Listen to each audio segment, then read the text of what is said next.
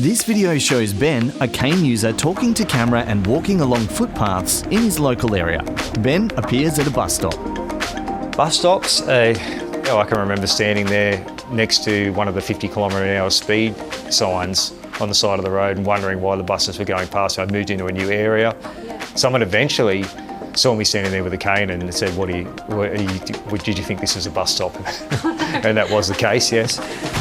But then when I actually was at a real bus stop, buses would just sail past. Whereas now, the drivers are very well educated and they know about blindness. If you've got your cane out at a bus stop that identifies that you have vision loss, they are supposed to pull over and tell you the number. So it was fantastic. All of a sudden I wasn't missing buses anymore. So that's one thing. You've got markings on the footpath. So if you've ever walked the street and seen those tiles that come out from the edge of the road and jut back into the footpath, the idea of that is when you're coming down the street with your guide dog, or if you're using a cane, you'll find those tiles with your feet, and that indicates that there's a bus stop there.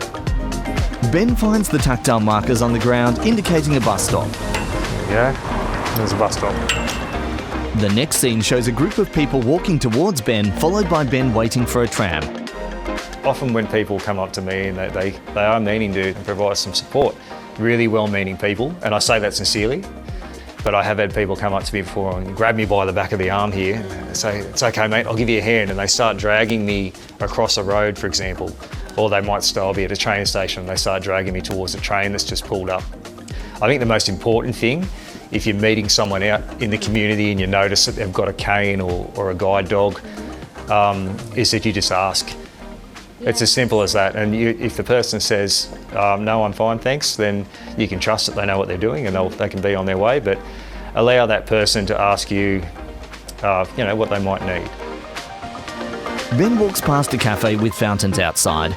In upcoming scenes, we see an image of dark-coloured stairs with high-contrast white strip. As far as the venue goes, you could offer to let them know what's around them, environment-wise, let them know what's on the menu, making sure you're keeping your walkways, your doorways clear of obstacles, of course. It's a great idea to have your furniture in a logical place, so if it is possible to put it up against the walls. Considering the different colour contrasts, for example, someone with low vision might be able to see a set of stairs much more clearly if they've got a white strip along the edge of them. So once again, this is a nice low-cost thing that you might be able to implement to make your environment much more accessible. Help spread the word with #GuideDogsAccessAllAreas. The Guide Dogs logo appears.